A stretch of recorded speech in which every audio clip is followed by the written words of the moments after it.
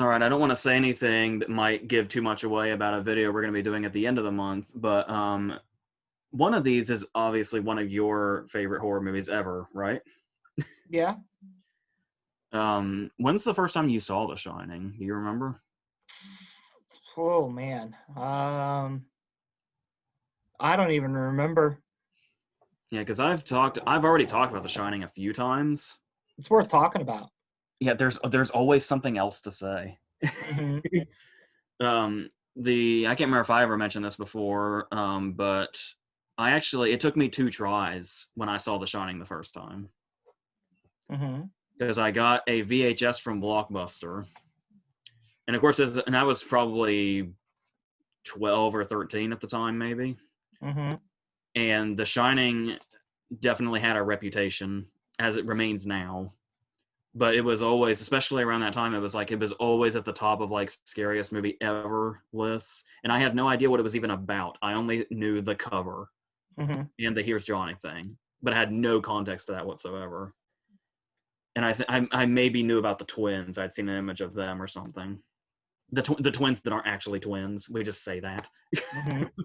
But I got that VHS from Blockbuster, and because of its reputation, in that week that I had it, I chickened out, and I Hmm. and I ended up taking that video back without seeing it. And then it was probably a year and a half later that I got it from Hollywood Video on DVD, and I finally watched it, and was surprised by how engrossing it was, especially for the age that I was, given how much buildup that it takes, and with the reputation it had of being like the scariest thing ever. Hmm. Do you remember if when the first time you saw it, if you had any expectations at all of what it even was? No, I just knew that a lot of people thought it was really great. Yeah. I think it's a lot like Texas Chainsaw in that way. When you watch it for the first time, you're expecting one thing and you get something completely different if you don't know what you're going into. Yeah. Especially with and you can say it's about The Shining also. Something about Texas Chainsaw is just when you hear the title, you're expecting something that is like relentlessly gruesome and constantly in your face. Hmm. And it's like we really hardly actually see what the terrifying thing is. Yeah, most of it is implied. Yeah, and the same thing with The Shining, where it's like the thing that makes it so scary is just things are happening that cannot be explained. Yeah. The Shining is very psychological. To say the least. Yeah. Like, it's not one of those things like The Shining is not one of those movies that you're going to watch and it's going to be a jump scare factory like we've talked about before. You're going to have to be patient. You're going to have to let the atmosphere suck you in, or you're not going to have a good time. If you're just waiting for jump scares, you pick the wrong movie. And despite coming from a very artful place, it might almost be surprising that there actually are at least a couple of jump scares, but they're so, I guess, well timed and well executed that you don't even really think of them in that way, because just the phrase jump scare has like a negative connotation just in general. Mm-hmm. But so you don't think about the fact maybe it's because we're so familiar with the scene, but also just how effective the scene is.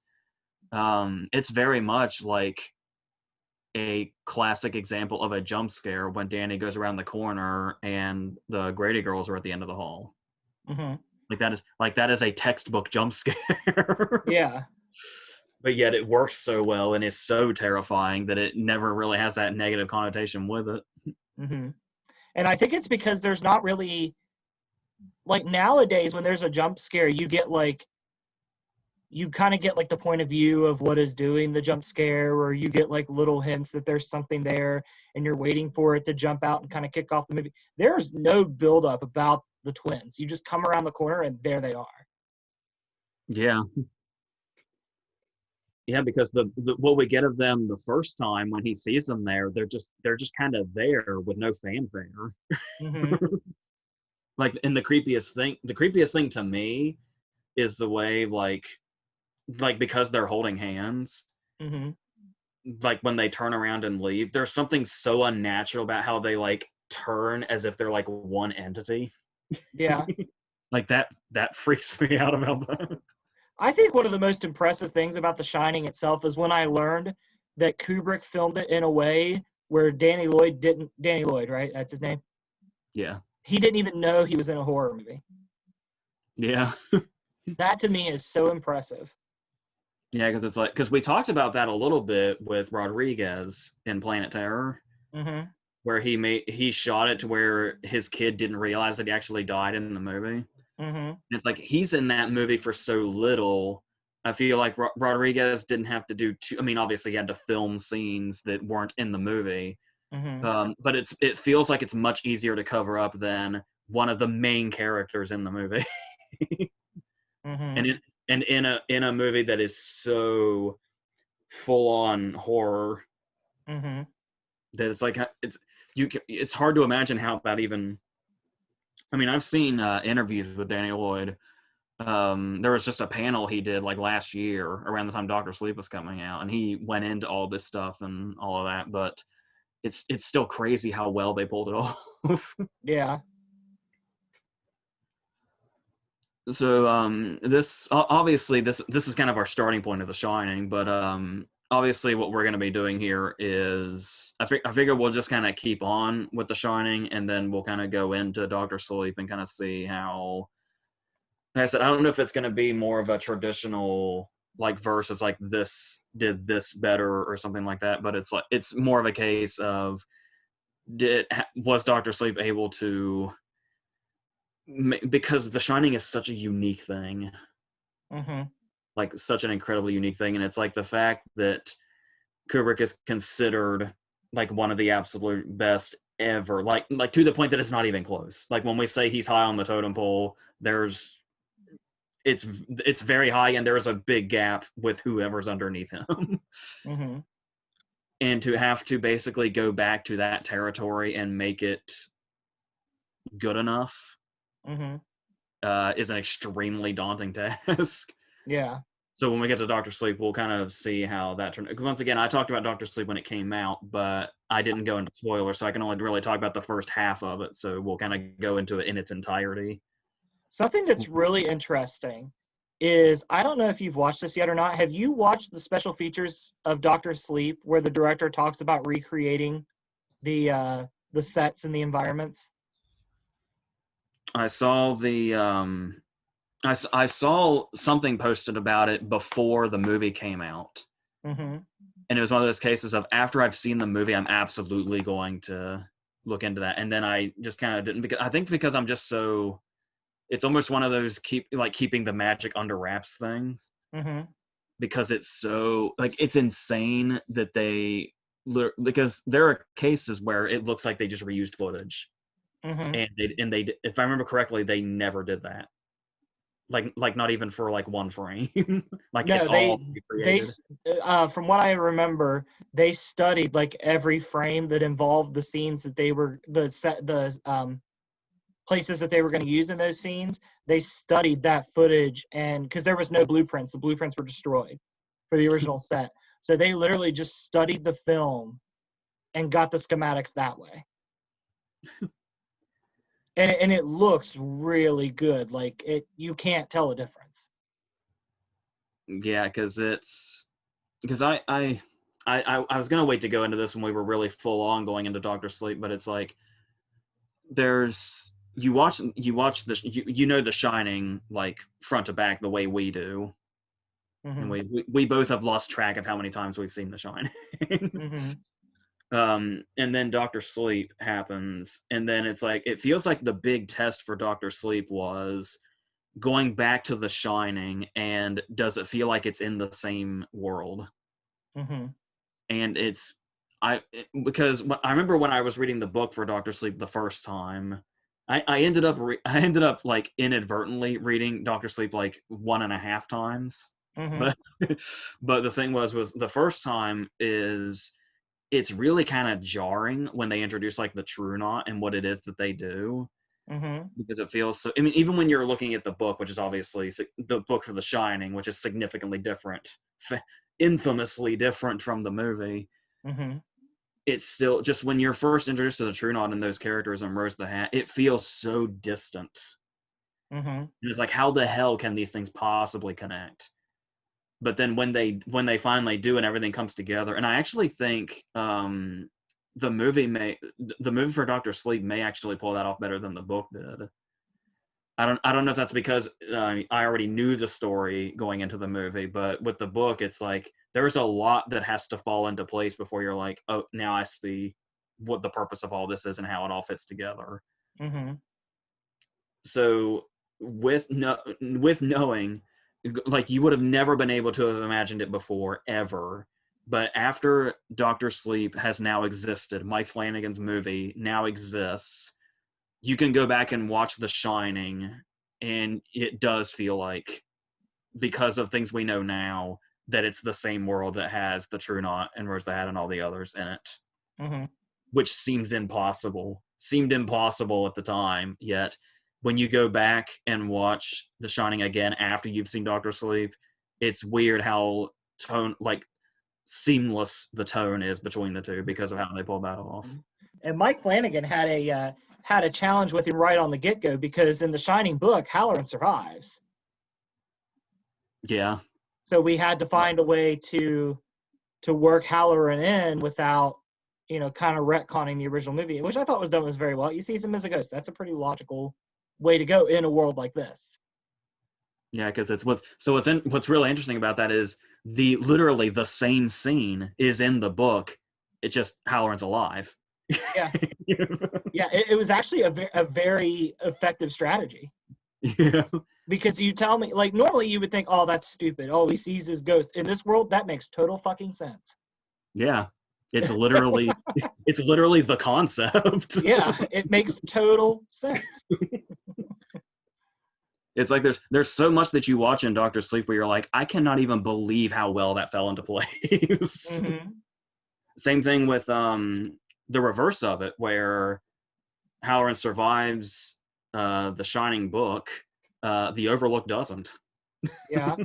So they have to fix that too, or change Mm-hmm. that, I guess you could say. Mm-hmm. And that went to all other levels of being, we couldn't have possibly imagined how well they turn out. Yeah. And it's very interesting too. Mike Flanagan talks about that in the special features, how the fate of the Overlook in Doctor Sleep, he got to give King what he wanted to happen to the Overlook originally. Yeah, I actually tracked down a quote here. Mm-hmm. I wanted to make sure I got this exactly instead of paraphrasing. But And it's funny in the special feature that we're talking about, you can tell King endorses the movie because King is sitting right there by Mike Flanagan the entire time. yeah, I Googled. I went to Google it. I was going to Google, what did Stephen King think of Doctor Sleep? Mm-hmm. I got to, what did Stephen K, and that was the first suggestion, was, what did Stephen King think of Doctor Sleep?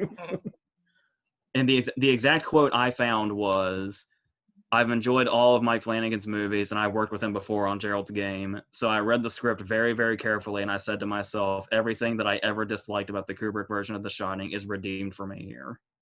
Mm-hmm.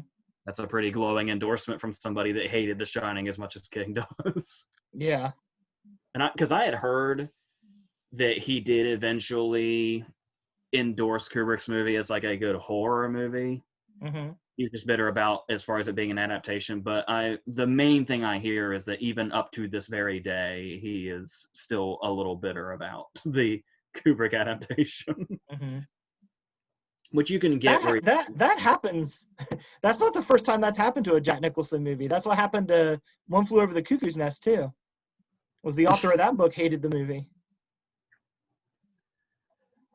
So that's the thing where you could really, I mean, it's been discussed to death at this point, but I mean, you can really go into the whole thing of, do you really have to be a direct adaptation? Because obviously, The Shining was kind of a personal thing to King because, like I said, the way he puts himself in his story so much, because so many Stephen King characters are authors.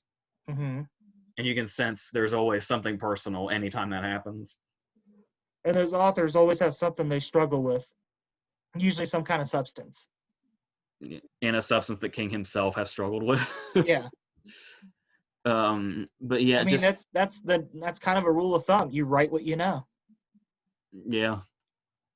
And so it's like, it's because the thing is King has endorsed nearly every adaptation of one of his books, even the shitty ones. Mm-hmm.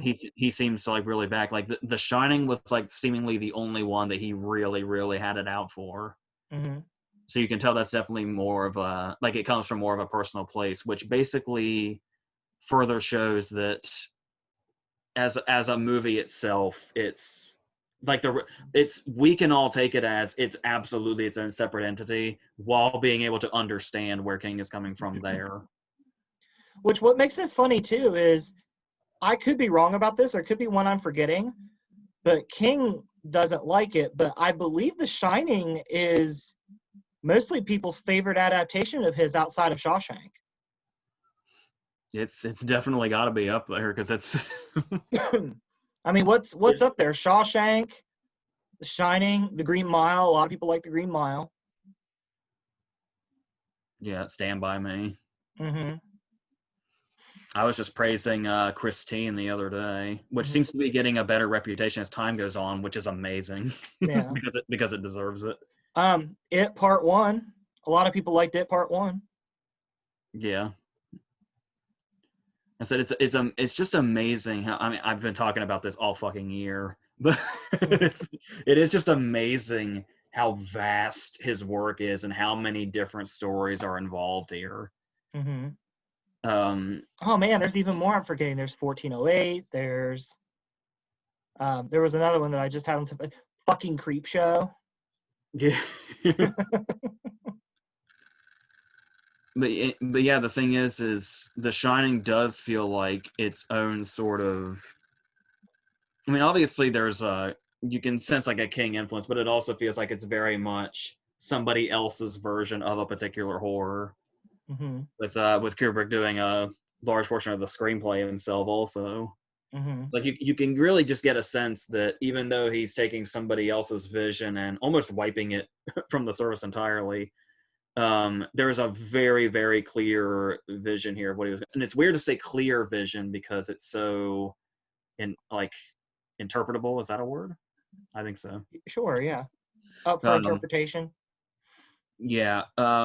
I talked about this when I talked about it last year when the 4K theatrical re-release came out. I did like a 20-minute video or something on it. And I've pretty much made it clear that I'm not really into the real interpretation thing. I think the horror definitely comes from the unknown in it, and I just take it Mm-hmm. as like I'm not trying to dissect every single thing. Mm-hmm. Where do you stand on that? Do you have any interpretations or anything that makes you wonder like what exactly it means or what it could mean or anything like that? Not really. I mean, Okay. I just kind of watch it I'll, for what it is. I mean, I think if you go in too heavy and try to dissect a movie, you're just going to psych yourself out of either not liking it because it doesn't line up with what your interpretation is, or anything. I think you just have to take it at face value and what it is. I mean, if you want to break it down, go ahead. But I mean, at that point, you run the risk of just overthinking it. At the end of the day, a movie is a movie. yeah, because I hate a lot of people liked it and I get it, but I really fucking hated that Room 237 documentary with all the different theories Mm-hmm. because they're mostly conspiracy theories and just the whole. And I mean, the reason people were entertained by it is because of how outlandish they all are. Mm-hmm. But it was just a fucking waste of time. I thought. Mm-hmm. Um, every now and then something interesting came up. Like I've always liked the idea of how like I don't know how people figured this out exactly. I can't remember, but how the architecture doesn't line up in the Overlook, Mm-hmm. like the window in Ullman's office. Like when you see the architecture of the building, there's no way that window exists. Mm-hmm. Like there's no way there's an outside there. It's like the shit like that I do find interesting. I mean, there's also one of the most glaring things. We get a couple overhead shots of the Overlook, and there's no hedge maze in sight. Yeah, and it's like there's the stuff like that where it's like it's. I mean, it does seem dismissive to like not just admit, oh, there's probably a mistake, Mm-hmm. but it's like any type of thing like that in this movie just immediately makes your mind say it was intentional. Mm-hmm. It's all part of whatever the hell the Overlook is. Mm-hmm. And Kubrick is the kind of director that most likely everything that he's done has been deliberate. Yeah. So, which of course is what drives the conspiracy theorists insane, because they think that every weird thing that they saw, it was like Kubrick, everything was intentional. So this crazy ass thing that I pulled completely out of my ass has to be what this means or whatever. Mm-hmm. But like when you're looking at it from a general sense of, I mean, maybe it's too simple for some people, but just the idea of any sort of continuity error or something is just all the is in a way like kind of subtly disorienting in a way, to where it's something that you don't realize right away, but you might have like this subconscious sense that something's off, even if you can't pinpoint it. Mm-hmm. It's like that shit's probably littered all through this. Mm-hmm. What do you have any theories on the picture? No. I am not really sure of the significance of the picture. Have you heard about the alternate ending? Yes, but I don't remember what it was. Where it was like Wendy's like, it's after everything's happened, and then Wendy's in the hospital, and like Allman's there, and they're talking about it, and then they say that Jack's body wasn't found. Mm. It's almost like the hotel like absorbed him or something, and that's how the picture happened. I don't know. I don't. There were, like I said, there's some theories out there that I do find interesting, but I wouldn't recommend going too deep. Mm-hmm. Because a lot of it's ridiculous. Like there was one involved. I can't remember if they were going for like a gay angle or something, but the fact that when they walk up to I think it's the morning before, when everybody's leaving the hotel, Mm-hmm. and when Jack's sitting there reading a magazine, and he closes the magazine and puts it down, you can see that it's a Playgirl. Mm-hmm. And that there are all kinds of theories about that. And it's like, why do I get the feeling that's just one of those things that Nicholson wanted to put in there just to fuck around? Because we're talking about a guy that improvised a scene where he whipped out a dildo in a movie that won Best Picture. And put it right in Matt Damon's face. So it's like, if the Playgirl thing was just Jack fucking around, that would not surprise me at all. Mm-hmm. What else do we have? Is there one aspect of the movie in particular you find scarier than the others? Just the fact that there's not really a backstory on what goes on. Everything that happens just kind of happens. A lot of people like explanations for The Shining. I think any explanation you give would be a letdown. I think it's just more interesting just to have no explanation. Yeah. It's in this, yeah. Because it kind of makes you want to almost generalize it and say, the problem a lot of people do when they come to conclusions like that is they're like, usually people have a mindset of, I only like this particular thing and I don't like this particular thing, where it's like, there'll be some people that say they think everything should be like ambiguous or unexplained or interpretable or whatever.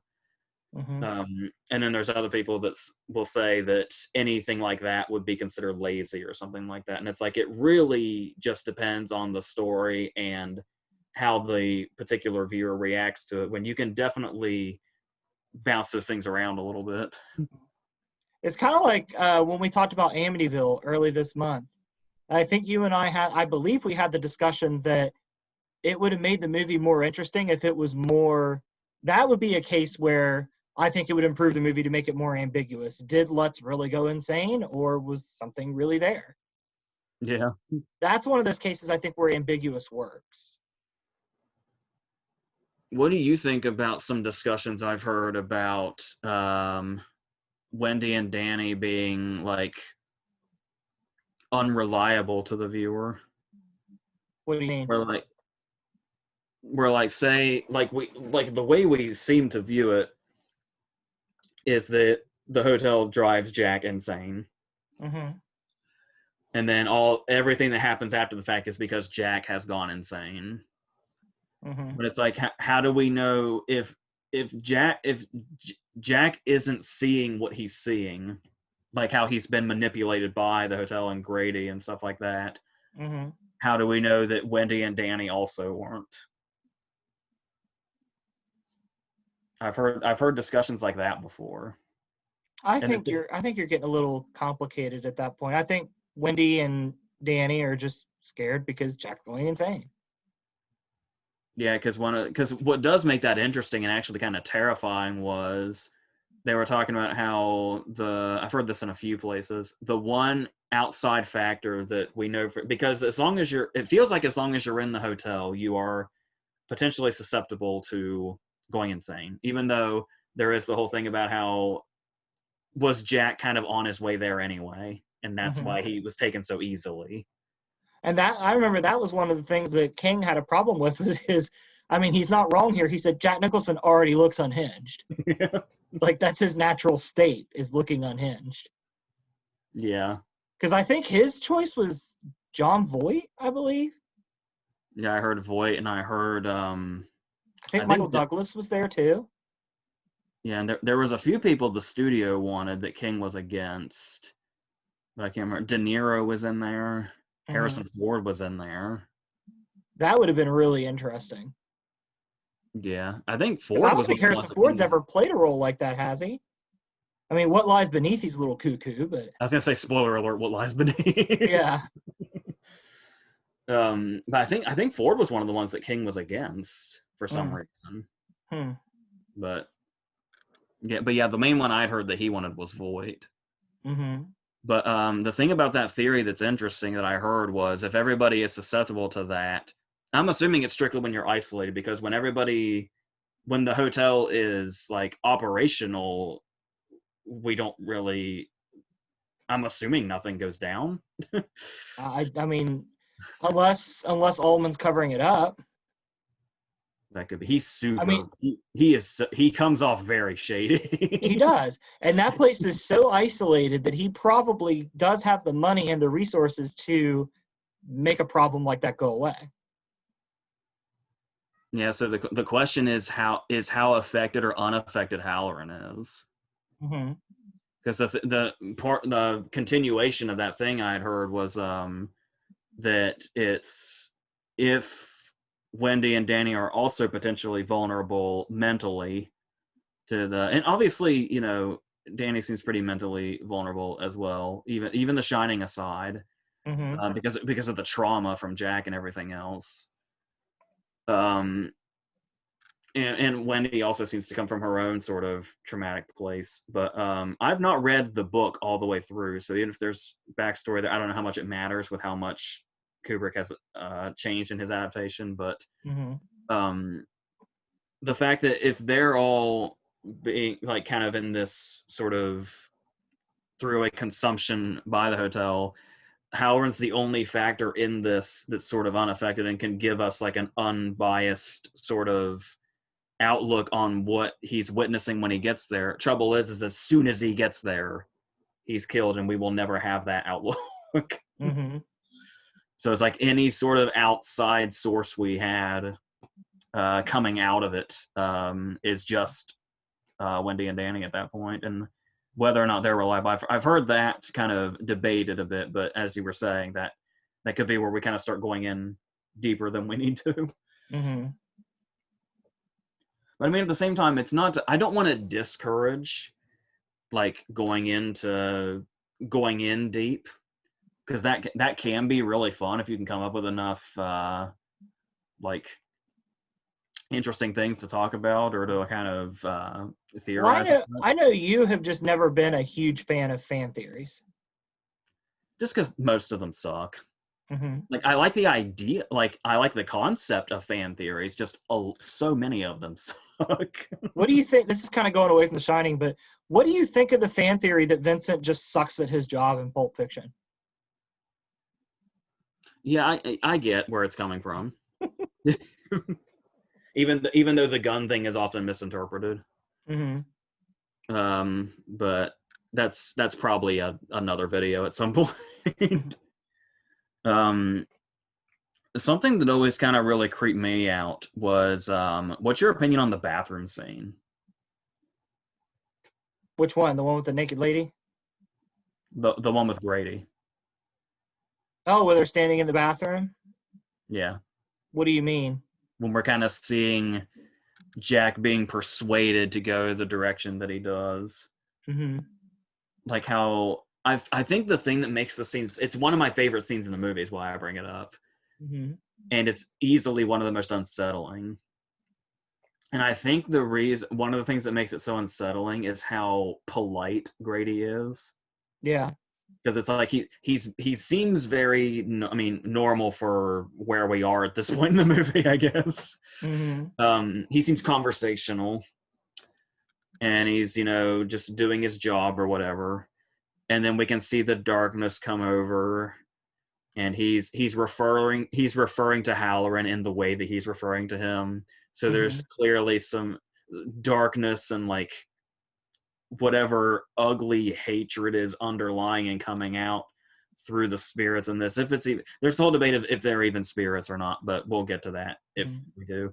But there's even also the fact of how calmly he explains that like one of the girls tried to burn down the hotel and he had to correct them. Yeah, that's exactly the part I'm getting to. When we're getting into that part, and he's explaining this, and he's getting into, hey, Jack, you should do the same thing, basically.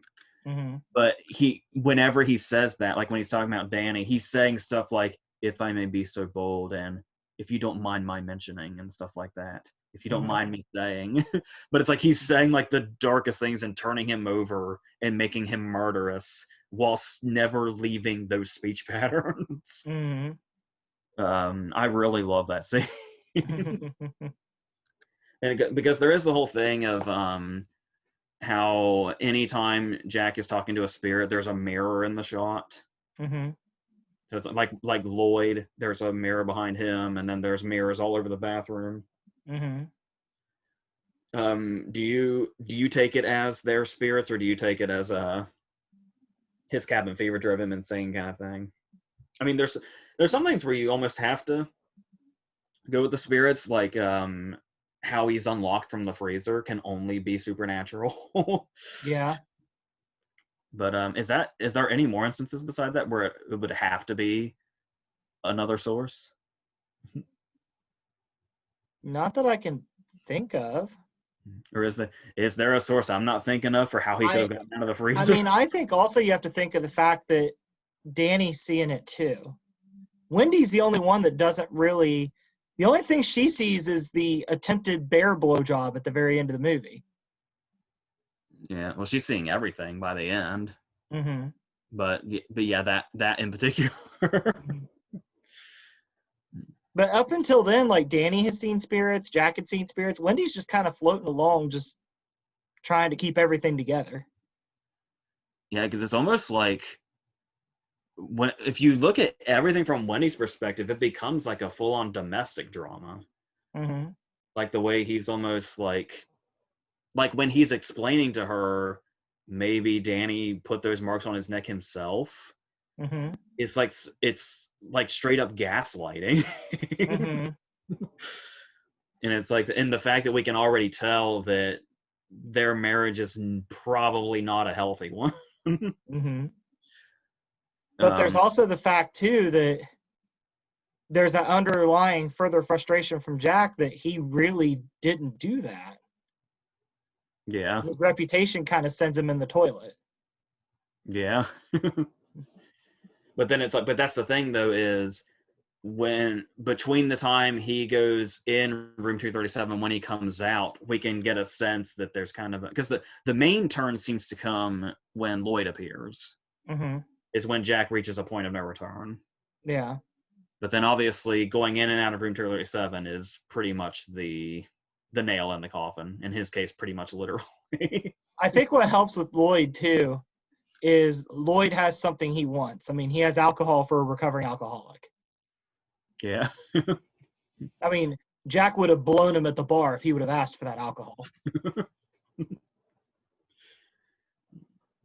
And every time he's in the gold room, he's like happier every time he returns. Mm-hmm.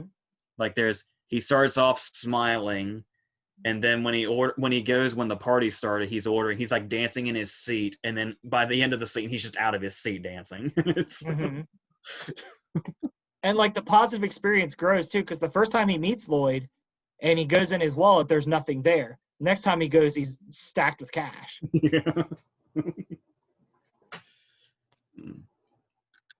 And that is, I just love that, how it's like this is one of those movies. This is like a top 3 movie of movies you wish you could go back and see for the first time again. Mm-hmm. Because like every little thing that happens, you never know what is going to happen next, big or small. Mm-hmm. Like you don't know like what horrific thing is going to be around the corner once you see Danny run into the twins. But then there's also the case of, apparently you never know when Jack's going to open his wallet and it's either going to be empty or he's going to be loaded. Mm-hmm. And it's like big or small, just almost every single minuscule step is unexpected in one way or another. And you don't know what it's going to be from things. It's also like, in a regular movie with like the jump scares and everything, you brought up him getting out of the freezer. If this had been a lesser movie, we would have seen like the spirit that let him out. But I like the fact that we never see what did it. It just happened. Yeah. I think we're supposed to assume it's Grady, but that's never confirmed. Yeah, it's significantly creepier that we only see it from Jack's perspective. Mm-hmm. Because that does seem where it's like you would almost think there's kind of a silliness that comes in, that just a spirit unlocks him from the freezer and that's how he gets out. Mm-hmm. But it's the way that it's done like that, to where even when it's something that's convenient enough to keep things moving, it's still done in like the creepiest way possible. Yeah, because Jack was like losing it right before that. He's pounding at the door. He only gets the help when it goes quiet. Yeah. It's like the spirit waited for his anger to build to a point where he couldn't function anymore. He was so angry, and then it let him out. Yeah. And we were talking about, before we turned the cameras on, about the length. Mm-hmm. And how, like I said, even at the young age I remember the first time I saw it being engrossed the whole time. Mm-hmm. And then we were talking about how it's 2 hours and 23 minutes. And watching it nowadays, it feels 20 minutes long. Mm. Like it's the thing is when you're watching it for like maybe the first few times, it might feel like there's a shitload of buildup. Mm-hmm. But when you see it so many times that it moves so quickly because you're so in it, even though you know what's going to happen, Mm-hmm. it's like you start to wonder if there's enough buildup, because it just feels so fast now. Mm-hmm. Because like I was telling you, the last time I watched it, it was him walking up the steps with a bat, or when she was backing up the steps and Jack was walking towards her. Mm-hmm. And I was just thinking, like, how the hell did we get here already? I feel like I just started it.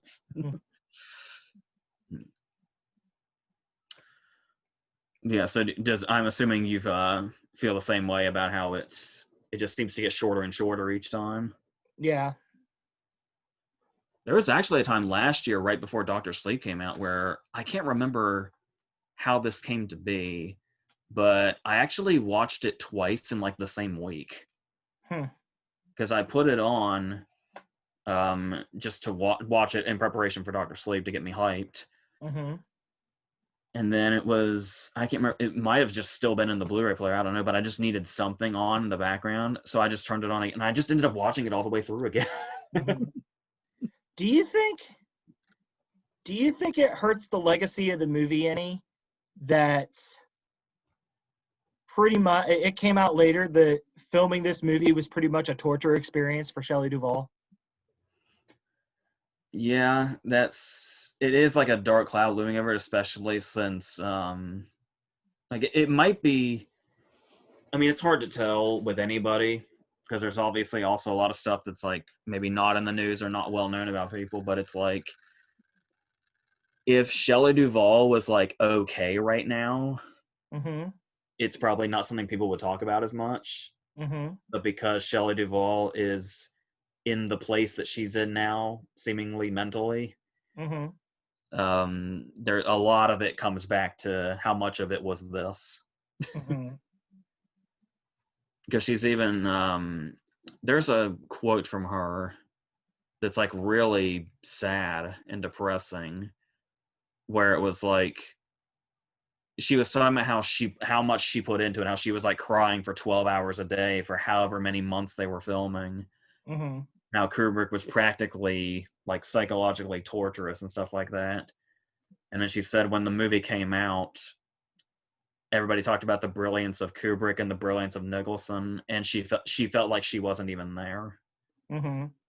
And it's like that's like it's one thing for the experience to take that toll on you, but for the outcome of it, like for the whole purpose of that, like if she felt like it was torture, was whatever the product ended up being, because that's like the commitment to the project, Yeah. and for the project to come out and you feel like that nobody even really acknowledged that you put that into it or that you Mm-hmm. were there at all, that's almost, if not worse than the torture itself. Yeah. So it's and I think it was Popeye was around the same time, and of course Popeye wasn't the movie that people wanted it to be, and that was supposed to be huge for her because she was perfectly cast. Mm-hmm. But but I'm not really sure like what all um like if she had problems beforehand or what, because she's obviously not in a good place now. Mm-hmm. But I don't know enough to say it's all this experience or anything like that. But I was because I was curious when I was watching that Danny Lloyd panel, because everybody's curious about what his experience was like, Mm-hmm. and he had said that Kubrick was always really nice to him. Like Kubrick was never harsh on him, Mm-hmm. and he said his parents probably wouldn't have put up with that anyway. And then he said that Nicholson was really good to like his whole family. Mm-hmm. I guess they have pictures from the set in their house, and like his brother was on the set, and there's a picture of Nicholson talking to him, and Well, I mean, Nicholson kind of has that reputation too, because whenever I remember reading, whenever Kubrick would push Shelley Duvall too hard, Nicholson was the one that was like, "Hey, you need to back off." yeah, I think he had to step in for Scamming Crothers too, didn't he? Yeah, and I know he must have that kind of reputation because I know when they were filming Batman, Jack Palance started going at Tim Burton, and Nicholson had to step in on that too. He's the set's dad, basically. Kinda, because I guess the story goes that Palance went to Burton because Burton wasn't sure how he wanted to do something, and Palance kind of came at him like, "Well, do you even know what the fuck you're doing?" Yeah, there was another funny anecdote where I guess the first time Daniel and his family were supposed to meet Jack was they were going to have like a lunch meeting, Mm-hmm. but he didn't make it to that lunch meeting because he was passed out Mm-hmm. from like partying the night before. Oh, I thought you were gonna But tell me he was at like a Laker game or something. that could be. But he's a But happy camper right now. he said when they actually all met, he was like really really good to his family. Yeah. So, which is very ironic given the circumstances of the movie. Yeah. And it just shows how good Jack is because of how believable his performance is here, and that he's like the opposite basically. Mm-hmm. That's like how we were talking about. You can tell that Nicholson is held in high regard because he's known for like how many women he's been with. Mm-hmm. Yet he was never Me Too'd, like not Yeah. even once. There was no negative story. No, nothing ever came out. I think Warren Beatty went untouched too, didn't he? Weirdly enough, I think so. I think Annette Bening like really cleaned him up, and that was decades ago. Yeah. Is there anything we didn't really touch on? Oh yeah, there's one thing. I was gonna mention this in my last video I did on The Shining, and I forgot it, and I almost just forgot it again. Okay. There's another concept in this movie that's terrifying, and it's one of those cases where you don't realize it until after the fact, obviously, once you know everything. But it's it's so weird and so terrifying when you know. Hmm. Because there's so much going on in the build-up. Like I talked about how when we see the whole tour of the hotel, Mm-hmm.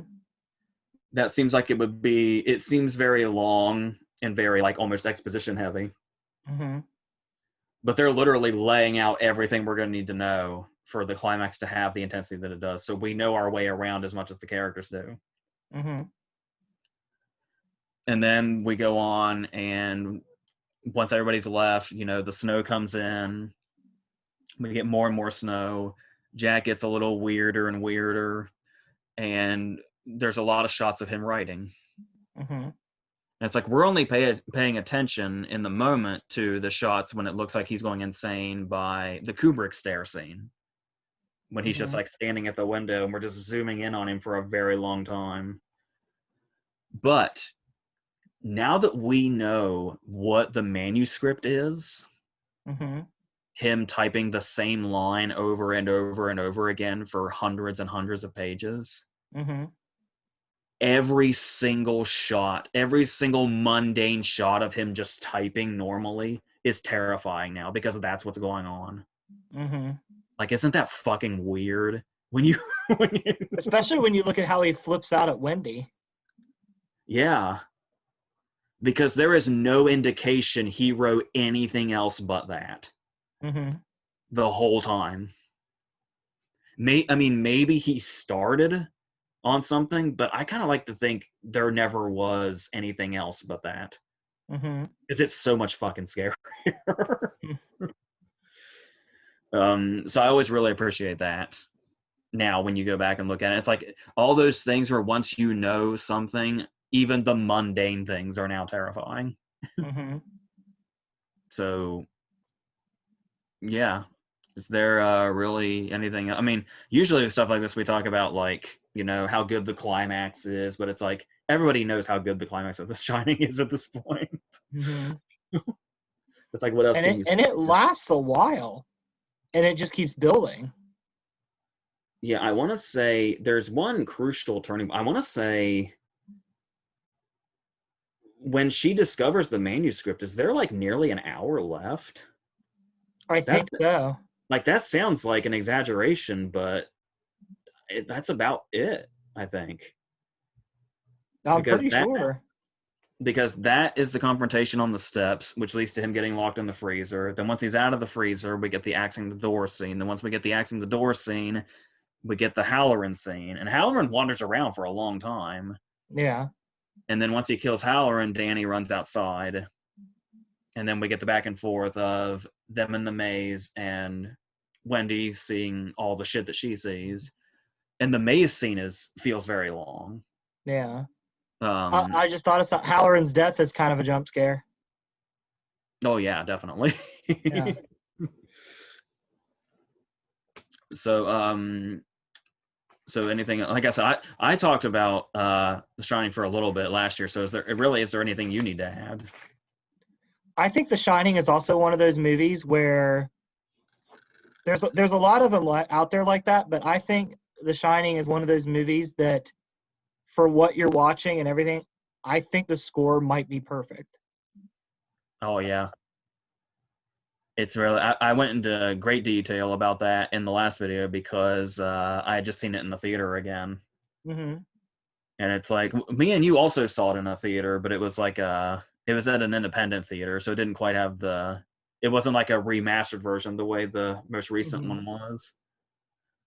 Um, but yeah, it's like, because it seems like it should be grading, but that's also kind of the point. Mm-hmm. It's kind of like you get kind of where it's supposed to feel grating like that. I think you kind of get. I mean, this was the original that did it, so I guess you would say you kind of get the same vibe when in the Dark Knight, whenever the score goes when the Joker's on screen. Yeah. There's actually a moment that's very comparable to one of those. Like the scene in The Dark Knight where the armored car chase is about to happen. Mm-hmm. And we get the overhead shot of the city, and we get that. I want to say I heard that they're playing like an electric guitar, like a violin or something, is how they made that sound. Mm-hmm.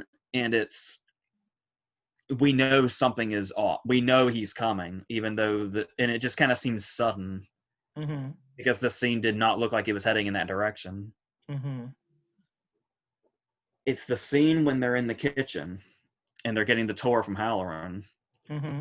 and it's when Halloran talks to Danny for the first time using The Shining, Mm-hmm. and it's there's a lot of build up to that because when they walk into the room, the score gets really, really big while Halloran's still just showing them stuff. Mm-hmm. And it's obviously it's because it's building to the reveal of Halloran can talk to him with his mind. Mm-hmm. He can hear him. But there's a long period where if you don't know that's where it's headed, you know something is coming because it's Halloran just doing his thing and the score is getting bigger and bigger. And as a viewer, you're just like, what? What? What is it? What's about to happen? And I love that they give you enough build up to like almost make you panic like that. Like, Mm-hmm. would you please just tell me what you're building up to? End the suffering. I'm And, and, terrified. and, and if anything, you're kind of building up to the point where Halloran reveals the ability that he has that's ultimately going to end up in his demise. Yeah. What's interesting also is how it's built up as something that's potentially like what does this mean? But if anything, it's probably like finding out that Halloran had the same thing he does. That's probably the most comforted Danny ever felt when they were in the hotel, wasn't it? Maybe in his life. Yeah. Which is why Halloran carried over through his entire adult life. Yeah. So, and is there anything else? Not that wouldn't be obvious or treading on old ground or anything. Yeah, because if anything else does come to mind, don't forget the video at the end of the month. I'm sure this will come back at some point. Probably. All right, so do we go on to Doctor Sleep? I think so. All right, so we already kind of touched on how we basically touched on the fact that we both agree that Doctor Sleep works, Mm-hmm. which was its first big objective.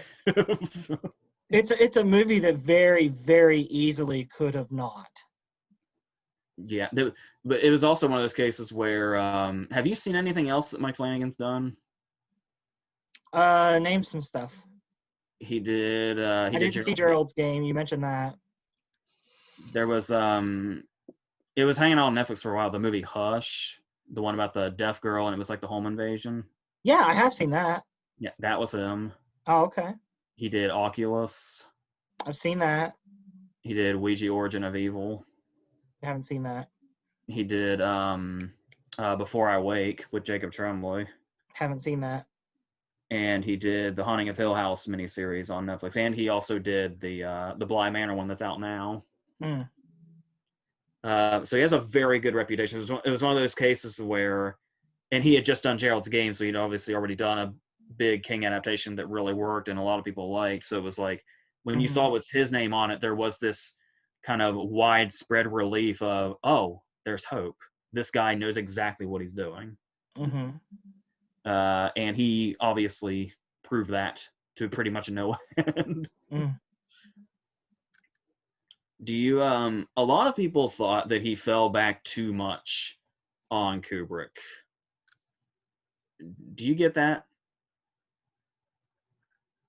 Not.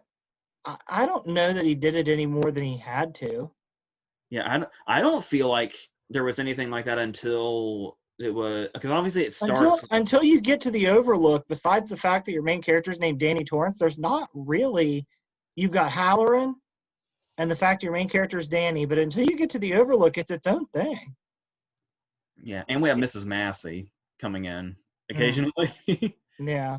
But but yeah, that's the thing is I mean, maybe people just think that the whole Overlook portion relies too much on that, but I'm one of those people, and I've talked about this a couple of times, like Scoob, for instance, as a recent example.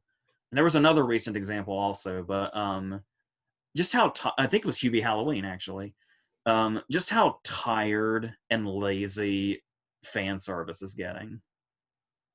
I mean, it's always kind of been a bit of a lazy concept, but we're in really an era now where like fan service just feels like the lowest thing you can do at this point, and it's Is there just anything? so. Is there anything that you give a pass on that?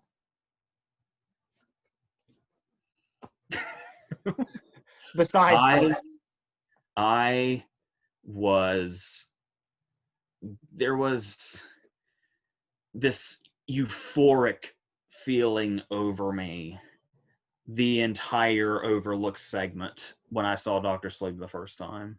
mm-hmm. There was never once a moment where I was like, "Oh, okay, they're getting a little reliant now." Everything made sense, and everything about it was satisfying. Mm-hmm. And the way they utilized it also, because when you look at what Flanagan did with the Overlook, the book's climax is so underwhelming. Mm-hmm. If I remember correctly, didn't Rose the Hat just fall off of something? I believe so.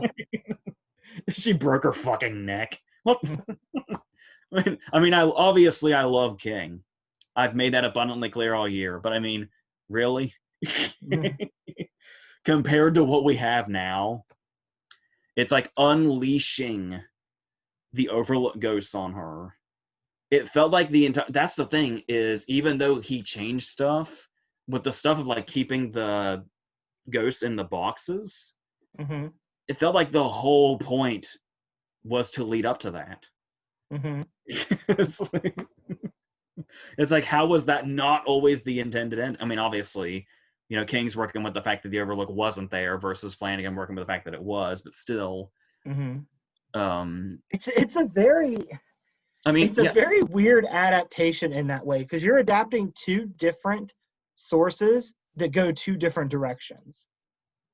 I mean, that'd I, be a challenge for anyone. I have no idea what the bigger question is. Like, I lost what I was saying. I'm so blown away by this. I lost what I was saying. Hmm. But how, like, the big question is, like, how is it that it works so well? Or you can ask, how the hell was this not a complete and total disaster? Yeah. Those are the two questions. And I think the answer is you had a director that cared about both source materials. Yeah. And it's because I mean, despite what's here, a lot of the adaptation is intact. Like a lot of the book is intact. Mhm. There's just some things like I think Bruce Greenwood's character and Cliff Curtis's character were a bit more evenly split up in the book, if I remember correctly. Whereas in this one, Cliff Curtis's character gets a lot more of that stuff to do, and Bruce Greenwood's kind of pushed off to the side after a while. Mhm. But I mean, for the most part, it feels like the book is like it got to the point to where I haven't seen the theatrical version since it first came out. Mhm. Because obviously the Blu-ray came with two discs. One is the theatrical version and one is the director's cut. Mhm. And I gave you the theatrical version and I kept the director's cut. Mhm. And the thing was I couldn't remember what the changes were because when stuff would happen that was in the director's cut that wasn't in the theatrical cut, Mhm. I would like forget because I would say like, was this a new scene that wasn't in the theatrical cut? Because it feels familiar, but it's like, does it feel familiar because it wasn't theatrical cut or because I'm just remembering the book that vividly because that's how well it's adapted? Mhm. Because so much of this is like, I mean, a lot of it's not how I pictured it at all, but also a lot of it is exactly how I pictured it. Mhm. Because some of it's kind of hard to picture, but the way they were actually able to bring it to life was like, oh, of course. Why did I have such a hard time seeing that when I read the book? Mm-hmm. And of course, there's some stuff that it's in the adaptation process. It's very almost feels kind of ballsy that they kept, like the fact that children are not safe in Stephen King stories, No. and usually big Hollywood productions try to not go that route. Mm-hmm. But ever since, I mean, obviously it goes back farther, but as far as like recent examples, the opening scene of the It movie from 2017 Mm-hmm. put graphic deaths of children on the table in big Hollywood productions. Mm-hmm. So, do you agree with many people that I've talked to that one of the most harrowing and disturbing scenes, not just in Doctor Sleep, but in 2019, is Jacob Tremblay's death scene? Yes. And when you watch that Mike Flanagan special feature, they talk about how difficult that was to film. I heard Rebecca Ferguson was like fucking crying. Yeah. Yeah, Like it got really she did not have a good go of it. yeah, like it got really fucking dark apparently. But of course, naturally, I heard Jacob Tremblay had no problems. No, they say in the documentary, like after he would get up just laughing. uh, Like have I you guys? think if I remember right, I could be misremembering this, but I think in the documentary, Mike Flanagan said that when they went to film that scene, Jacob Tremblay showed up and he was just like, "So are you ready to murder me?" Like, like it didn't bug Dude, him at all.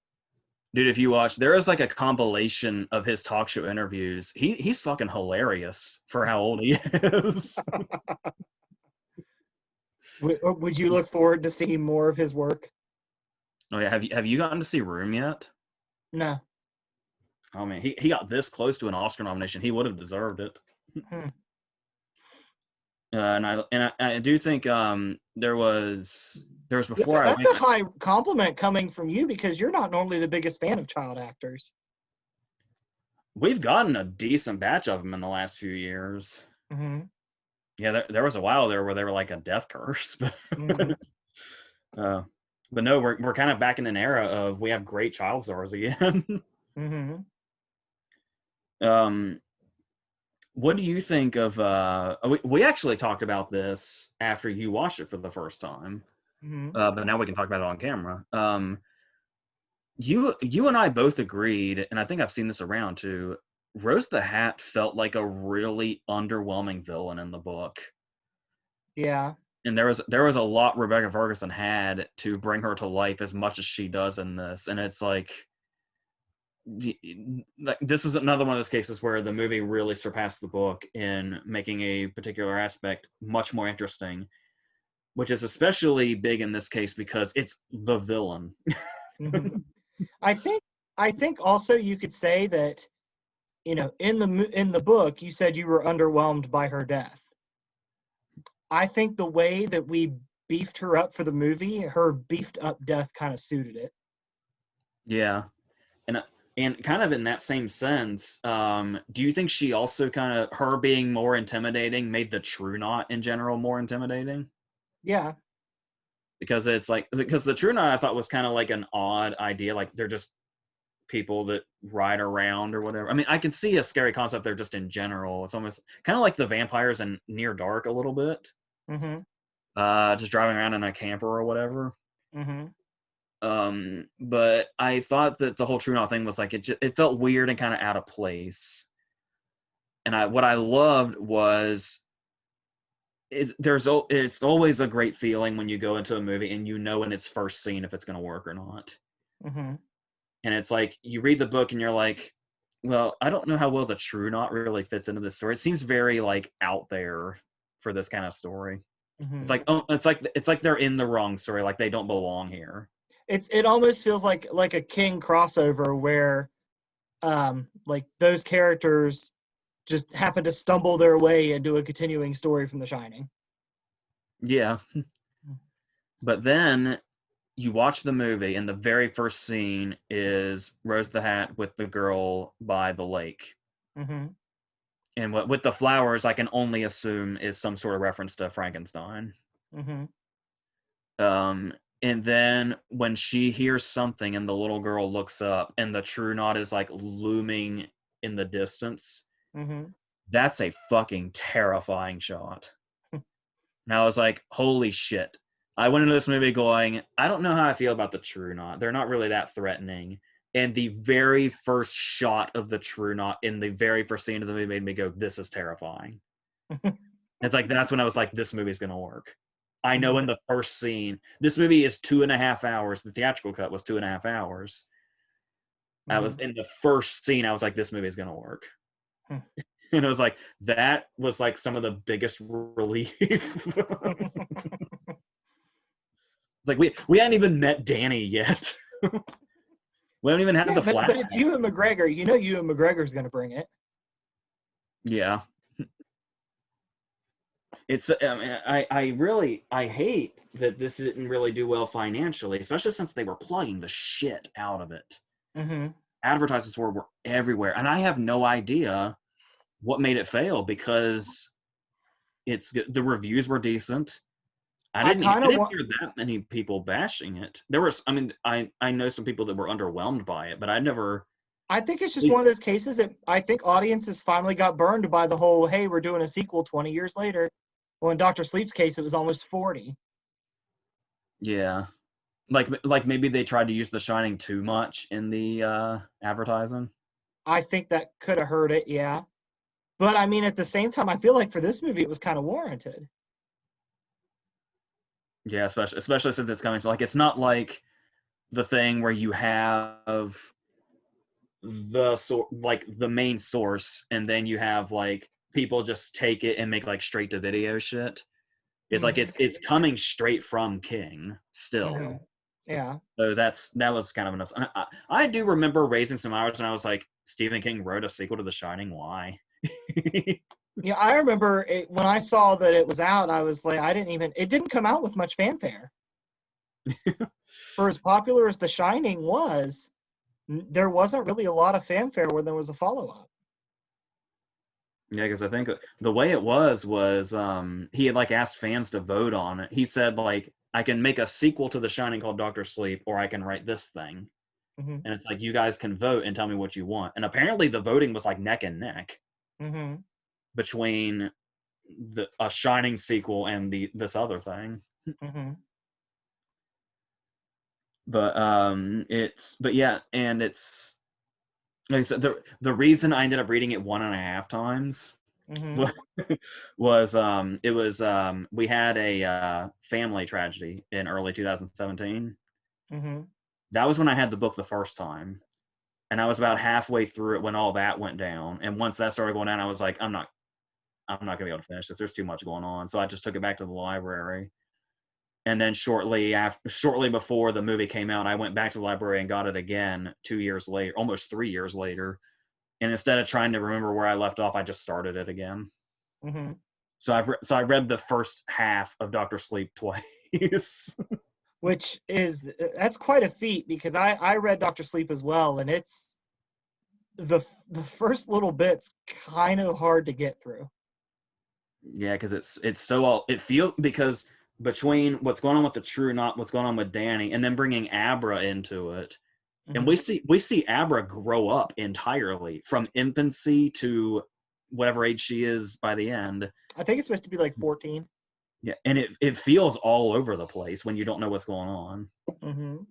And I like the fact that the stuff with Danny doesn't really feel connected. Yeah. But then it's like when you watch the movie, you get that sense for a little bit, but with the way the movie handles it, you get a grasp on it much earlier than you do in the book, where you can kind of start to see, I think I can see how this is going to piece together. Because when I read the book, like the scenes of Danny in the nursing home, like at that point, I was just like, what? Like I remember reading the book, I was like, when are we going to get to some Shining? Like, when is this going to take off? But in the movie, it's conveyed a lot more as to why it was important to visit that aspect of his life. Yeah. And there's not near as much of like Abra's buildup as there is. Like I feel like they cut that down pretty much to the perfect amount.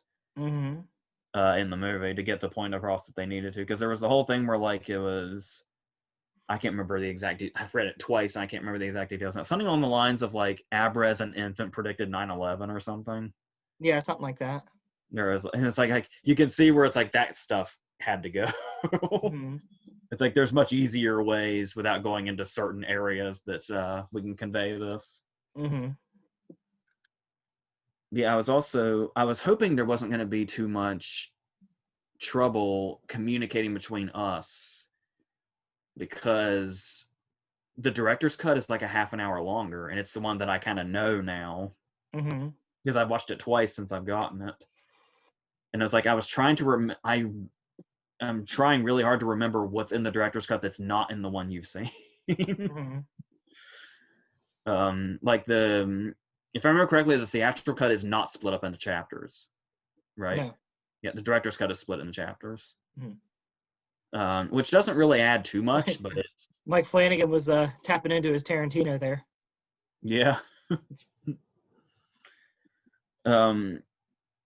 And I was going, what? Jesus Christ, what was I saying now? I was getting ready to go in another direction. Oh yes, a comment somebody left. This is just completely guessing. Mm-hmm. Somebody left a comment on my Dr. Sleep review video asking, I can't remember the exact wording, but basically if they thought if Kubrick would have approved of it. First off, I feel like that's a hard question to answer because unless you like really know like a director's like personality, it can be hard to gauge what a director's opinions on other movies are because you can't necessarily base it on their own movies that like that you would automatically think they would prefer movies like their own.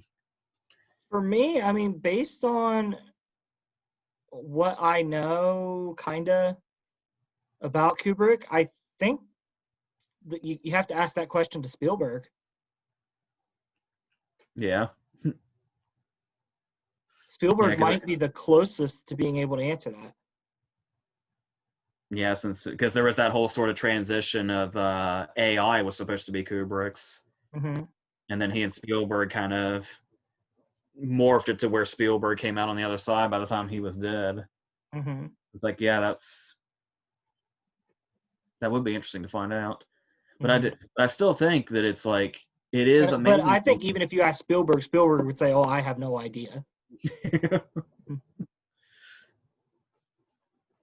Yeah, because you kind of see Kubrick as like this figure, like this massive, massive figure. He's almost mythical. Yeah, but it's like all the stories you hear about him, it's like, oh no, he was actually, I mean, apart from obviously his sets being very taxing, he was otherwise like normal. Yeah. Like there was that whole story where D'Onofrio was talking about when he got called in for Full Metal Jacket, and Kubrick called him himself. And for some reason, D'Onofrio had, I think he lived in England, but D'Onofrio had convinced himself that Kubrick was British. So when Kubrick called him and didn't have a British accent, D'Onofrio assumed he was being prank called and hung up on him. So it's like even the people that were going to work with him didn't quite know him exactly.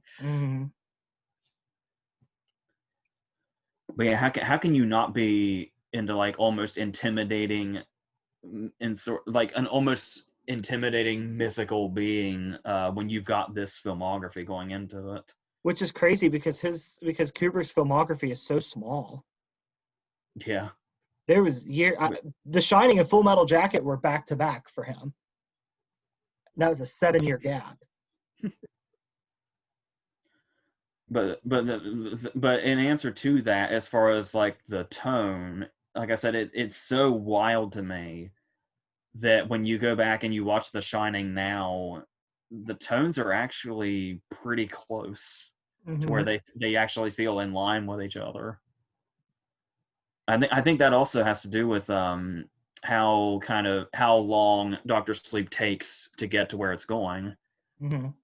Because if Doctor Sleep was like nonstop, there was no way it was gonna feel like it was in the same world as The Shining.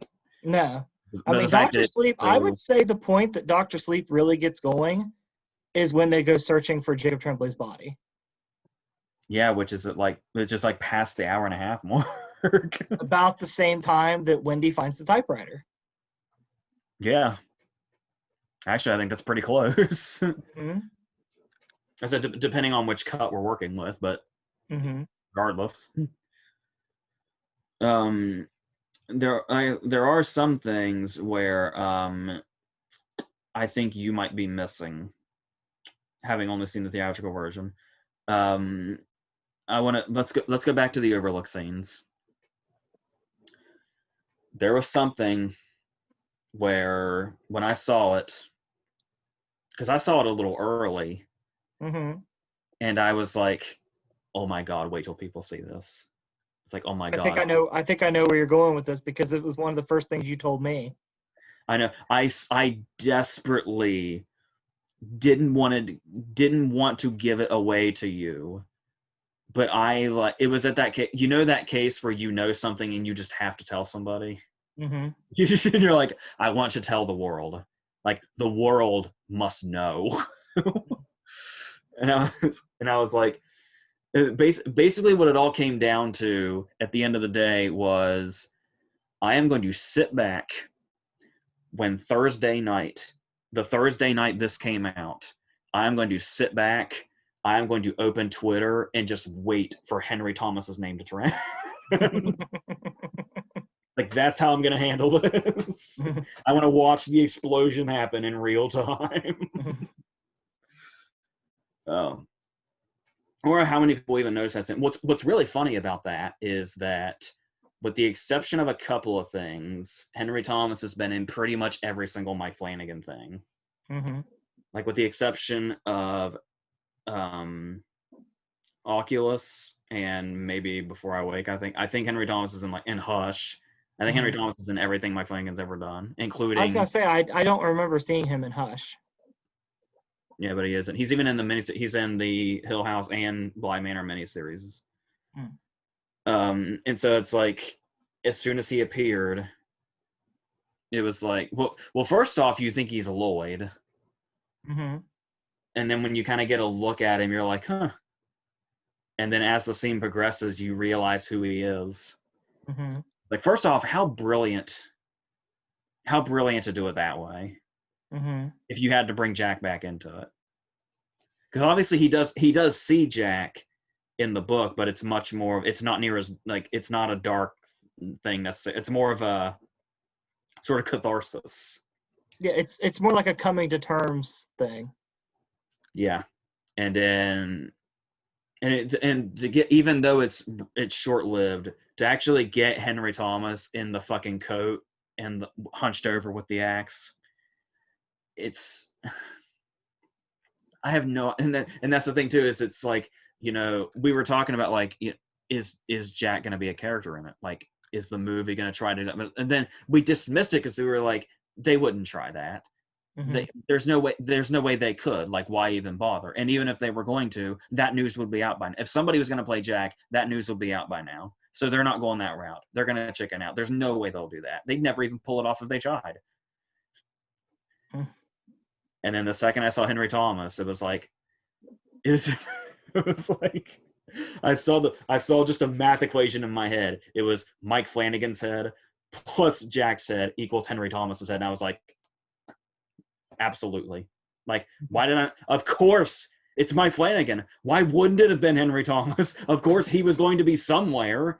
He had to be somewhere. And then it's like, all right. And like I said, it's before you even realize. He only gave Henry Thomas probably the biggest shoes to fill he's ever had in his career. It's like, what was even his response to that? I believe in the documentary that's covered because they asked Henry Thomas. And I think, if I remember right, like, it's been a while since I've watched this documentary, but I think Henry Thomas's answer was, "Are you really sure?" Because Henry Thomas talks about the massive shoes he had to fill. Yeah, and because how it's like he had to study all the mannerisms and everything because he said if he was going to do it, he was going to do it right. and just like everything else about Doctor Sleep, it's like how like how well, the thing is Henry Thomas is just a good actor in general, that I don't think it was ever going to completely fall on its face with him. But I would never in a million years have thought of him. Mm-hmm. Like even knowing it was a Mike Flanagan movie, it would have never occurred to me. Well, I don't think the thought would have come to anybody that it was going to happen. Yeah, Like yeah, it looks like one of those things. It's like we can't do anything with that. That's just going to do nothing but bring ridicule. Let's just put that on the cutting room floor. yeah. But But I then, mean, with like, the scene that they did, you couldn't. then you got and just admiring when you look at Flanagan and Henry Thomas in this scenario. Now that we know how well it worked, we can admire the fucking balls. The balls to try and actually succeed. Like this, So how well it worked was such a great reward to the both of them. so I never really saw what was the reaction on Twitter that you were watching happen in real time. I think it wasn't. I don't know if people didn't know it was Henry Thomas, Mm-hmm. because like people were freaking out about the scene, but I don't know that they completely knew. Like I don't know if they just don't know him by name or Mm-hmm. what. But Which is kind of funny because he has such a basic name. yeah. But it's yeah, and he brings us full circle to Spielberg as well. Mm-hmm.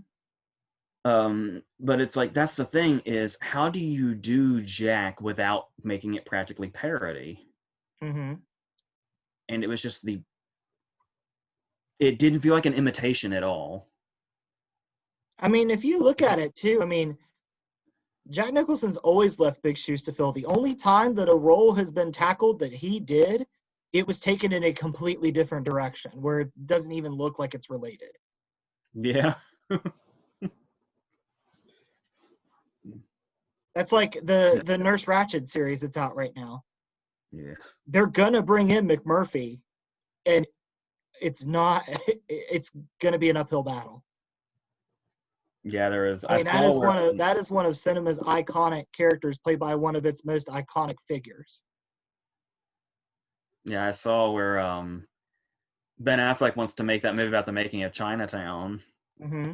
And all the comments I saw just said Christian Slater or bust. I mean, let's be real. There's someone that could pull it off. There is someone that could, because I truly feel they could pull off anything. Let's just stick Christian Bale in it. Yeah. I was gonna bring up Slater actually did McMurphy on stage. Mm-hmm. I mean, obviously he's a little older now, but still. Mm-hmm. Um, but yeah, I feel like it's just a perfect storm of things happening here because not only is Henry Thomas able to pull this off without doing a full-on imitation Mm-hmm. or making it feel like parody, but the way the scene plays out, Mm-hmm. where it's not an immediate reveal that that's who he is. I mean, you can tell, obviously, but It's kind of very similar to what they did with Grady in the bathroom. yeah, and that's something I think might be missing. Is there a bathroom scene in the theatrical cut? There's a I scene in the don't director. remember. There's a scene in I feel like you'd remember. There's a scene in the director's cut where after they're at the bar, Henry Thomas takes him into the bathroom and they basically do the Grady scene. I don't think that happened. Like, I could Yeah. see it in my mind, but I don't remember for sure. And what's so fucking eerie is when we get the shots of like when we cut to Danny and Mm-hmm. we can see the mirror behind him, we can see Henry Thomas's reflection behind Danny in the mirror, but Mm-hmm. because of the angle, it's out of focus. So it just straight up looks like Jack. Huh. Like it's just out of focus enough that it just looks like it's actually him. Huh. And it's like, that's ingenious. And like that really, that whole scene. And there's also a great, I can't remember if this is in the theatrical cut also. I think Danny has a bigger monologue at the bar, but where he basically talks about how, because there's the scene where, I can't remember if this is in the theatrical cut either, the scene where Danny, like, tries to make a box for Wendy's memories of Jack or something along those lines. I think I do remember something about that. Yeah, because this is where it got blurry for me, where I was trying to remember, like, am I remembering it from the theatrical cut or the book or neither? I have no idea. But yeah, but that monologue where he talks to Jack about what all he basically did to Wendy mentally Mm-hmm. is like, yeah. I can't remember who it was that played her. I know I've seen her in things, but what do you think of the person they brought back for Wendy? God, she sounds just like her, doesn't she? Mm-hmm. It's Yeah. weird. It's really weird, and I mean Yeah. that in the best way. Oh, I did forget to mention something that I didn't catch the first time. I did not know this the first time, Hmm. and then when I went back, and like I said, when I saw him at that panel, Mm-hmm. it's so incredibly obvious. Danny Lloyd is in Doctor Sleep, Mm-hmm. and it's he has pretty much the perfect line. Remember, it's the baseball scene when Jacob Tremblay is playing, Mm-hmm. and they hint at the big hint that he has The Shining. Mm-hmm. When the guy in the stands that's watching him play, and he turns to the other guy and says, "That kid's so good, it's like he can read the pitcher's mind." Mm-hmm. That is Danny Lloyd. Hmm. And when you know, it's very obvious. This whole area has not changed at all physically. I love how he's like a teacher now, also, and he's like happily married. It's like it's so wholesome to think about. The kid that played Danny Torrance actually grew up to have like a really good head on his shoulders. Mm-hmm. And a lot of that probably had to do with the fact that he didn't know what kind of movie he was in. Probably. So, but yeah, I mean, I love the whole thing of Doctor Sleep, but like everything that I get really, really passionate about just comes back to how they handled the Overlook stuff. Mm-hmm. Like, what do you think about the way Rose interacts with the hotel? I think one of my favorite shots in the movie, Mm-hmm. when Rose arrives at the Overlook and she sees the blood come out of the elevator, and she just looks like impressed. Mm-hmm.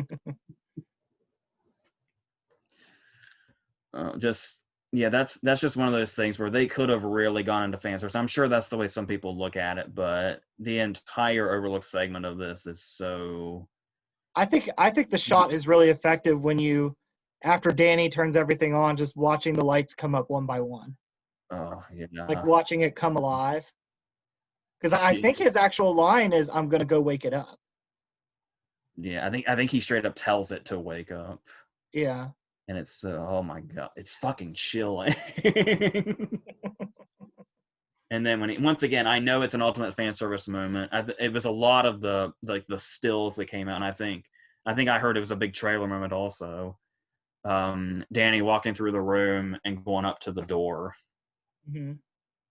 is like, so it's. But I think that's the thing though, is it works so much on a story perspective that it really doesn't even feel like fan service. Mm-hmm. It just feels like it's the continuation of the story. Mm-hmm. And this is what you would expect to see when he goes back. Not only that, but the fact that the final confrontation with Rose the Hat happens on the steps. How amazing is that? And that's the thing too, is you go And it back looks and just like it did in the original movie. you go back and you watch the original movie, and you see when Jack's going up and she's like waving the bat at him, Mm-hmm. and it's like you can seriously imagine this is where that confrontation in Doctor Sleep takes place. It feels like the exact same place. I think it's even shot the same way, if I'm not mistaken. Yeah, even when he goes back and when the theme kicks on again, Mm-hmm. and you're getting those same shots of him driving, it's like I think those I heard might actually be. I don't know if they're like the exact same shots that were like, I don't remember, but it's Mm-hmm. yeah. Like I said, If it's I remember almost right, I think Rose the Hat coming up the steps is shot the same way as Jack was with the bat. yeah, very well could be.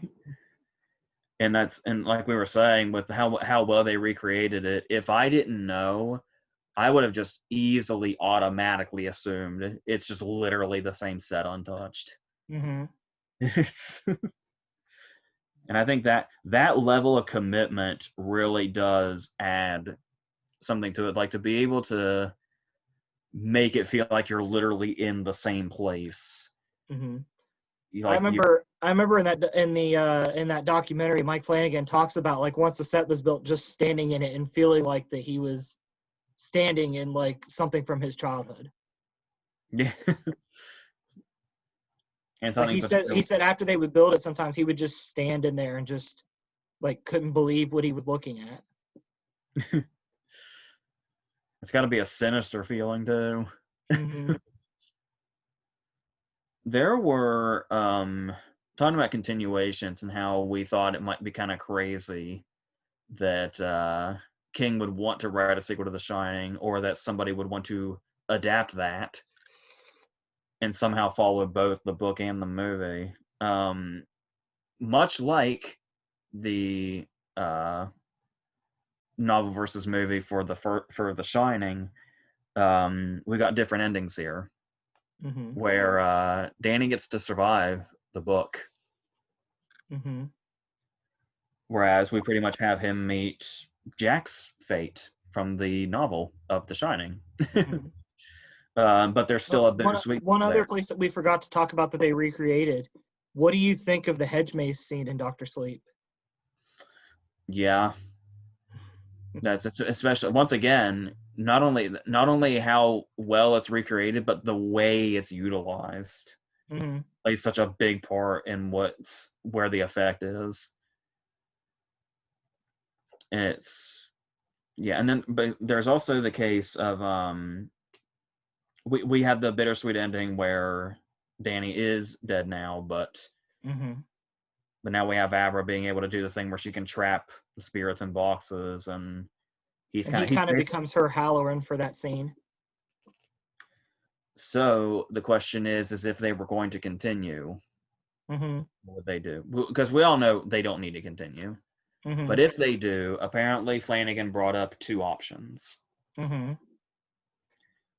There is a Halloran prequel idea. Mm-hmm. You could, I mean, I would trust Flanagan to do something. Like that's another case where it sounds like, do you need to though? But I Mm-hmm. mean, if it's something Flanagan wanted to do and it was an idea he had, I would be interested Mm-hmm. just to see what it was. Because I'm sure Mm-hmm. there is something you can do. Because as we talked about, Halloran is in the hotel regular. I don't know if Halloran would be in the hotel for this, or if it would be before that even. If it'd Mm-hmm. be more about the backstory we get on him at the beginning of Doctor Sleep or not. Mm-hmm. Which is very dark. So I don't know Mm-hmm. how much of that is filmable. But there was also the idea of an Abra sequel, Mm-hmm. which apparently King said that he could get behind. Mm-hmm. That'd be very interesting if I feel like this would be independent to a filmmaker rather than like I can't imagine King writing an Abra-based book because he'd have to write an Abra-based book.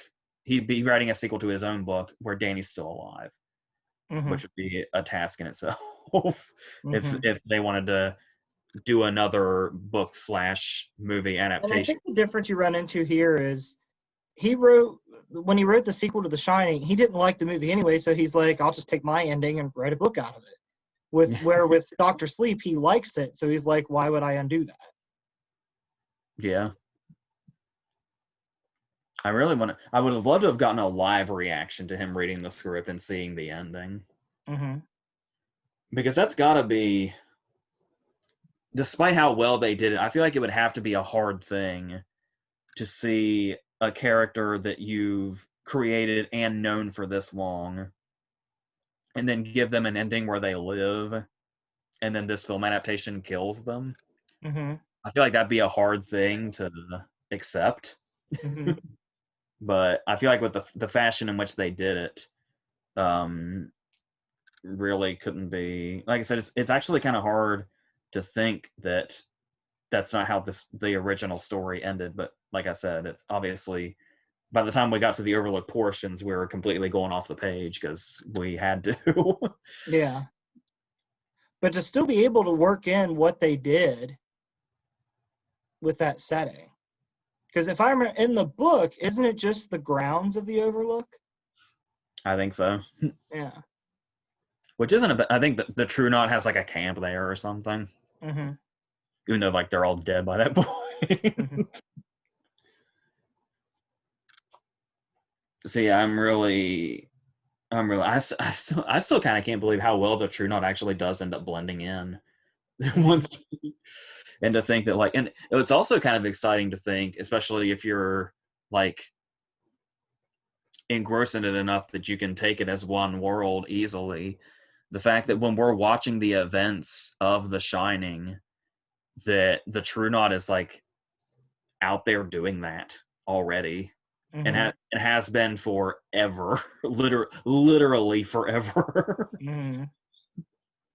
I also like too, like I love the impending doom shot of when you see Rose the Hat's camper coming around the bend while they're at the Overlook waiting. It's such a impending doom shot. Like, and it's not like she like rushes up or anything. You see her coming from a distance, and it's kind of eerie. Yeah, when he literally tells her you will see her coming from a mile away, so just blow the horn. Yeah. It's like the headlights out of the darkness is always an eerie image, especially when it's like an evil force you're expecting. Mm-hmm. And of course, there's little touches there. Like I'm not quite sure what the significance of it would be, unless this is more of just hey, look at this thing. Did you notice that Bruce Greenwood's office is like an exact replica of Almond's? No, I didn't. Like even the American flag is the dead giveaway. Oh. Yeah, the windows there and everything. It's like that. I don't know if that's supposed to signify something or if that's just more of a to kind of give you the feel. Mm-hmm. But yeah, in the way that it battle, I love the idea of the alcoholism carrying over to Danny and how much of a storyline that is. Mm-hmm. Like how driven by Danny's character this whole story is, Mm-hmm. and how well that is, because that's like a whole other movie for Ewan McGregor as an actor to get to do the Mm-hmm. recovering alcoholic thing in the middle of all the other stuff that's happening in the story. Mm-hmm. But yet it all comes together so nicely and it all pieces together because it's all coming from somewhere. What do you think of Ewan McGregor in this movie? Oh, I think he's great because it is a case where like I mean I've heard a lot of complaints that he's not as like his performance isn't exciting as the ones around him, like Rebecca Ferguson gets a lot more to like chew on and stuff like that. Mm-hmm. Um, but I think he's kind of the perfect person to just kind of be that. It's kind of hard to describe, but I don't think it's a bland performance at all, and I don't think it's definitely not bland characterization at all. But the way he's able to basically, because it feels like we're seeing two different characters between that big gap where he's still in his alcoholism versus when he's out of it, and he's like, what is he like 8 years out of it after the time Mm-hmm. jump? Yeah. And it is like he's playing almost an entirely different character, but somebody who has seen that past. Mm-hmm. And then I love the warmth of the scenes when he's Doctor Sleep, basically. Mm-hmm. The hospice scenes, or the scene when he meets up with Halloran again after that gap, and he's just reminiscing about the ghosts. Mm-hmm. It's like they're just old stories from their past. So yeah, um, that's pretty much where I stand. Is there anything we missed? I don't believe so. What do you All right. think? Actually, I will. I know you already reviewed the movie, But what do you think of like the mental fights between Abra and Rose the Hat? Like when Rose the Hat's in the store and she like gets hit with such force, she gets blown back into the freezer. Yeah, I do love that moment when they set up that Rose the Hat's whole thing when she sees somebody is high there. Mm-hmm. Like when she meets Snakebite Andy or the girl in the opening scene.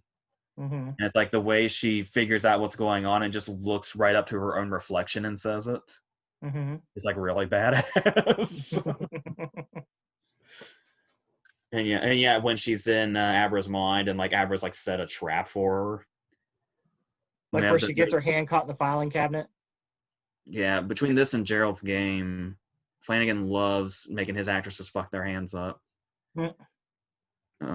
This is Carla Gugino is the only person missing from this movie, I think, because she's in just about everything Flanagan's done too, I think. Mm. But she, there's this is kind of a spoiler, but there's basically a scene in Gerald's Game where Carla Gugino has to like, I believe the term is deglove herself. Ugh. Yep. Oh. I'm surprised with his willingness to put Henry Thomas in such a major role. I'm surprised Carla Gugino didn't end up being Rose the Hat, but Rebecca Ferguson's perfect. Yeah, and I feel like Carla Gugino could have really done it also, but I wonder if he. I'm not sure how Rebecca Ferguson came into this, but yeah, because she's not really before this. She's been around. She was this the Mission Impossible movies she was in was before. Well, Fallout was after, right? Fallout was after Doctor Sleep or before? No, this is Doctor Sleep's still not a year old yet. Okay, so Fallout would have come first. Yeah, I guess Doctor Sleep came out the first week in November last year, and then she was in Girl on the Train. But before this, she didn't really leave an impression on me. Like there was a long time. Like I honestly, much as I really like the Mission Impossible movies, obviously in the Girl on the Train I was focused on other things, but before Doctor Sleep, Rebecca Ferguson was one of those people where I kept hearing her name, but I couldn't place her face. Mm-hmm.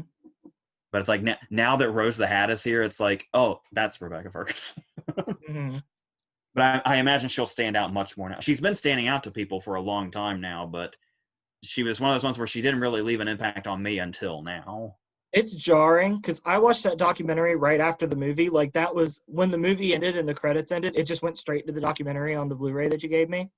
And it's very jarring to watch the movie and then hear her talk in her accent. Yeah.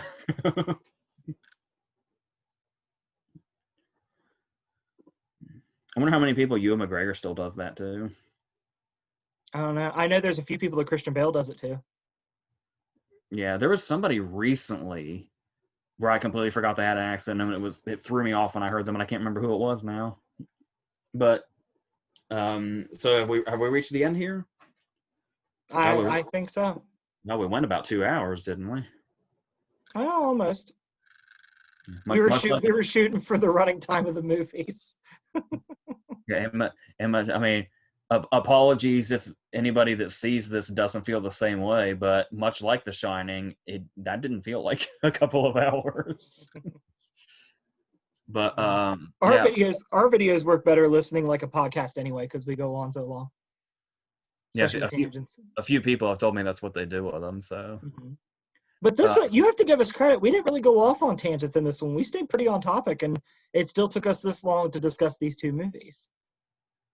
Yeah. I mean, The Shining is an iconic horror movie, and Dr. Sleep is an extremely underrated follow-up.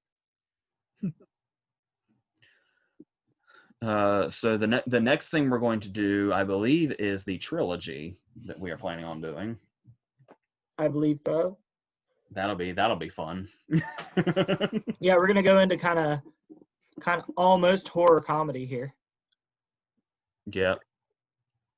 We're going full on horror followed by intentional self-parody. And then just balls to the wall.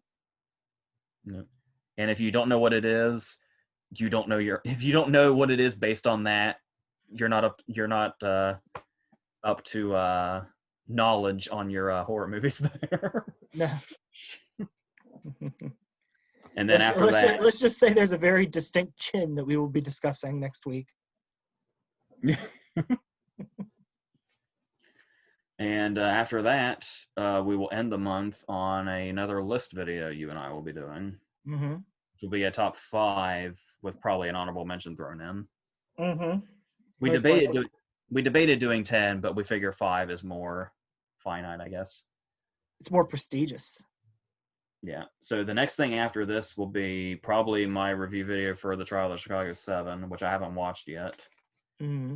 I actually probably will shortly after we turn the cameras off, now that it's after 10 o'clock. Mm-hmm.